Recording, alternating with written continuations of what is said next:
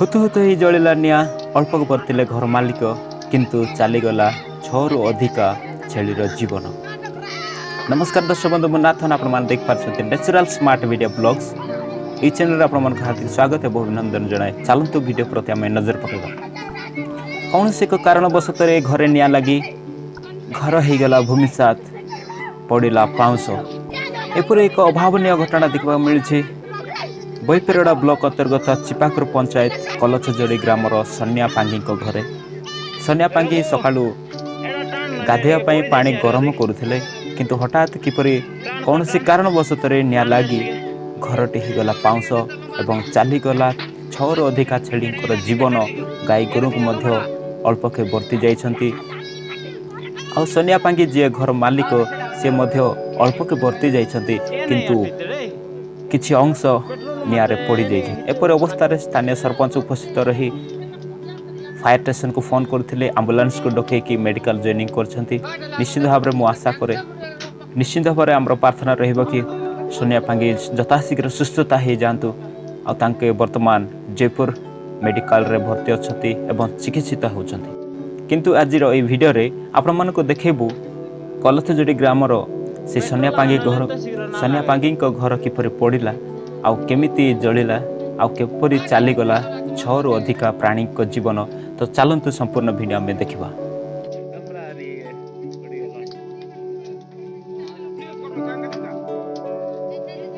देखंतु दर्शक बंधु आपण माने देखि पारछन्ती घर पड़ जवार टोटली लाइव विजुअल। देखंतु छेलीटी किपरि छटपटर सहित मृत्युवरण करुछि तार दृश्य मध्ये देखि पारछन्ती केते कष्ट एवं जंत्रणार सहित छटपट होछि छेली। निश्चित भाव में दर्शक बंधु यह एक दुखर विषय, कारण एक घर पड़ जा अवस्था निज आखि सामने घर पड़ जावार अवस्था देखी निश्चित भाव में आम भांगी पड़ था। किंतु एठारे सोनिया पांगी को अवस्था किपर रही आपको किसी समय पर तार टोटाल व्यू मु देखेबी। आपण मान देख पारछन्ती सोनिया पांगी को घर जली जावार अवस्था।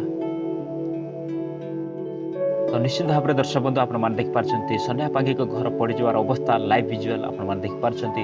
एपरि घर पड़िकी छाड़खाड़ हो जाइछि। सोनिया पांगी को घर संपूर्ण रूप से पड़िकी नष्ट हो जाइछि।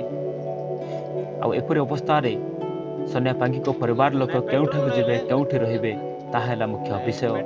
तो सरकार को निवेदन सोनिया पांगी को घर पड़ जावार अवस्था को देखि निश्चित भाव में हाथ बढ़ेबे बोलिकी आशा कर रखुछु।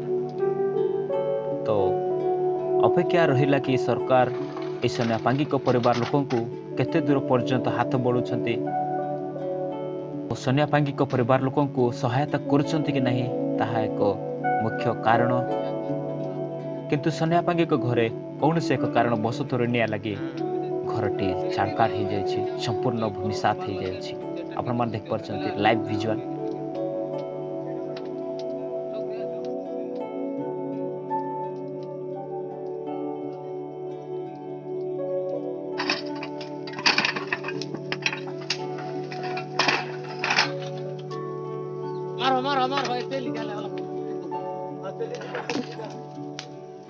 कंदी देखो गाँ लोक किपरि निया लिभेबार व्यस्त एठारे प्रबल निया लगी जाइछि।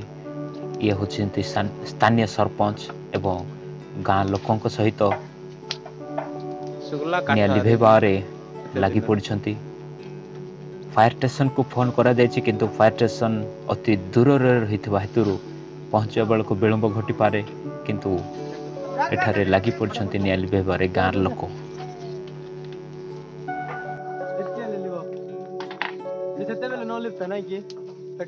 एणु दर्शक बंधु निया लगेगा समय आपण माने सावधान सहित अवलंबन करंतु एवं आपण माने जदि निया लगेगा समय पाखरे कौनसी तैल जिनस अच्छी किंबा सुखिला जिनस अच्छी किंबा कौनसी ड्रेस कपड़ा रही ताहले आपण माने देखिकी निया लगांतु, कारण कौनसी कारणवशत भूलभाल रे निया लगी जाई पारे एवं सुनार संसार को एवं आपणको घर आपणकर टंका संपत्ति बहुत किसी को नष्ट कर दे पारे। एणु आपण माने निया को सदा बेले आपण सावधान सहित व्यवहार करंतु, कारण आज आम देखी पारिलु एठार सोनिया पांगी घरे कौन से एक कारण बसत निया लगी ଘରଟି ପାଉଁଶ ହେଇଯାଇଛି ଏବଂ ହଜାର ହଜାର ଟଙ୍କାର ସମ୍ପତ୍ତି ନଷ୍ଟ ହେଇଯାଇଛି। ତାର ଭିଜୁଆଲ ଆପଣମାନେ ଦେଖିପାରୁଛନ୍ତି ଲାଇଭ ଟେଲିକାଷ୍ଟରେ। ଏଣୁ ଆପଣମାନେ ସାବଧାନର ସହିତ ଯେବେ ବି ନିଆଁ ଲଗାଇବା ସମୟରେ ଆପଣମାନେ ନିଆଁକୁ ସାବଧାନର ସହିତ ବ୍ୟବହାର କରନ୍ତୁ।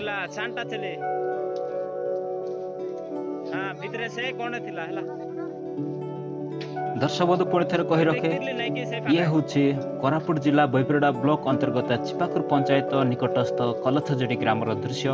ସନିଆ ପାଙ୍ଗିଙ୍କ ଘରେ ସମ୍ପୂର୍ଣ୍ଣ ଭାବରେ ଆପଣମାନେ ଭିଡ଼ିଓ ଦେଖିପାରୁଛନ୍ତି, ସମ୍ପୂର୍ଣ୍ଣ ଭିଜୁଆଲ।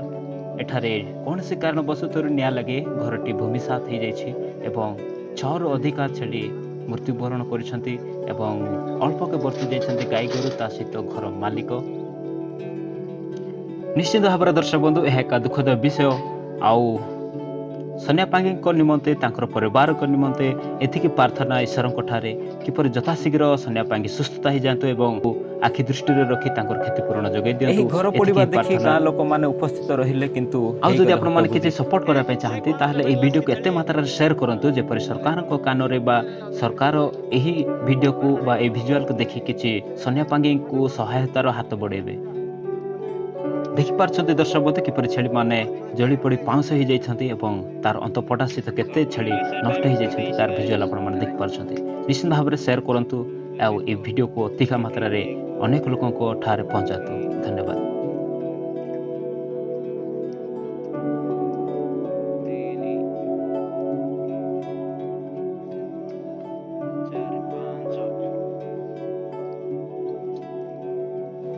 ଏପରି ଏହି ନିଆଁରେ ଚଳନୀୟ ସାମଗ୍ରୀ ଏବଂ ତା ସହିତ ଟଙ୍କା ସମ୍ପତ୍ତି ମଧ୍ୟ ନଷ୍ଟ ହୋଇଯାଇଛି ସନିଆ ପାଙ୍ଗିଙ୍କ ଘରେ।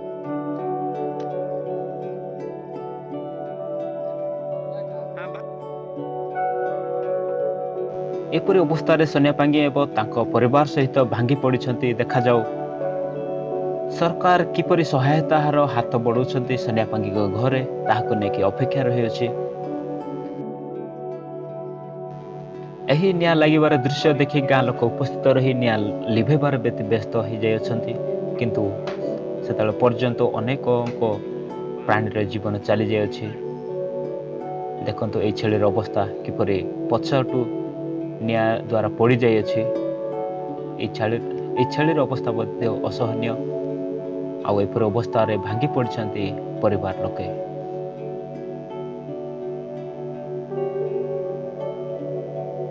ଚାଲନ୍ତୁ ଆମେ ଘର ମାଲିକର ଅବସ୍ଥା କିପରି ରହିଛି ସେହି ଗୁରୁତର ଅବସ୍ଥାକୁ ମୁଁ ଦେଖାଇବା ପାଇଁ ଚାହେଁ। ସନିଆ ପାଙ୍ଗି ଦେଖନ୍ତୁ ବସିଛନ୍ତି ଏଠାରେ, ତାଙ୍କର ହାତ ଗୋଡ଼ ସବୁ ନିଆଁରେ ଖଣ୍ଡିଆ ହୋଇଯାଇଛି, ନିଆଁରେ ପଡ଼ିଯାଇଛନ୍ତି। ଏପରି ଅସହନୀୟ ଅବସ୍ଥାରେ ଅଛନ୍ତି, ଦୁଃଖ ପ୍ରକାଶ କରୁଛନ୍ତି, ଅନେକ କଷ୍ଟ ଯନ୍ତ୍ରଣା ଅନୁଭବ କରୁଛନ୍ତି। ଦେଖନ୍ତୁ ଏପରି ଅବସ୍ଥାରେ ସନିଆ ପାଙ୍ଗି ଦୁଃଖ କଷ୍ଟ ଯନ୍ତ୍ରଣାରେ ଏପଟେ ଛଟପଟ ହେଉଥିବା ବେଳେ ଏପରି ନିଜ ଚଳନୀୟ ଯେତେ ସାମଗ୍ରୀ ଘର ଭିତରେ ରହିଥିଲା ପୋଡ଼ିକି ନଷ୍ଟ ହୋଇଯାଇଛି, ତା ସହିତ 6ରୁ ଅଧିକା ଛେଳିଙ୍କ ଜୀବନ ଚାଲିଯାଇଛି। ଏପରି କଷ୍ଟ ଯନ୍ତ୍ରଣା ଅନୁଭବ କରୁଛନ୍ତି। ଦେଖନ୍ତୁ କିପରି ଅବସ୍ଥାରେ ବସିଛନ୍ତି। ନିଶ୍ଚିତ ଭାବରେ ଦର୍ଶକ ବନ୍ଧୁ ଏପରି ଅବସ୍ଥାକୁ ଦେଖି ନିଜକୁ ମଧ୍ୟ କିପରି କଷ୍ଟ ଅନୁଭବ ହୁଏ ଆପଣମାନେ ଜାଣିପାରୁଛନ୍ତି। ଆଉ ତାର ଭିଜୁଆଲ କିପରି ପଡ଼ିଯାଇଥିଲା ସେଇ ଘରର ଦୃଶ୍ୟ ଦେଖିପାରୁଥିଲେ। ଆଉ ଏପରି ଅବସ୍ଥାରେ ସନିଆ ପାଙ୍ଗି ଅନେକ କଷ୍ଟ ଯନ୍ତ୍ରଣାର ସହିତ ଛଟପଟ ହେଉଛନ୍ତି। ଆଉ ଏହି ସନିଆ ପାଙ୍ଗିକୁ ଏବଂ ତାଙ୍କର ପରିବାରକୁ କେତେ ଦୂର ସରକାର ସହାୟତା ଦେଉଛନ୍ତି ତାହାକୁ ନେଇକି ଅପେକ୍ଷା ରହିଅଛି। ନିଶ୍ଚିତ ଭାବରେ ଏହି ଭିଡ଼ିଓକୁ ଅଧିକ ମାତ୍ରାରେ ସେୟାର କରନ୍ତୁ, ଯାହାଫଳରେ ସନିଆ ପାଙ୍ଗିକୁ ଏବଂ ତାଙ୍କ ପରିବାର ଲୋକଙ୍କୁ କ୍ଷତିପୂରଣ ହିସାବରେ କିଛି ସହାୟତା ସରକାର ଯୋଗାଇ ଦେଇପାରିବେ। ଏଥିପ୍ରତି ଆପଣମାନେ ଏହି ଭିଡ଼ିଓକୁ ଅଧିକ ମାତ୍ରାରେ ସେୟାର କରନ୍ତୁ।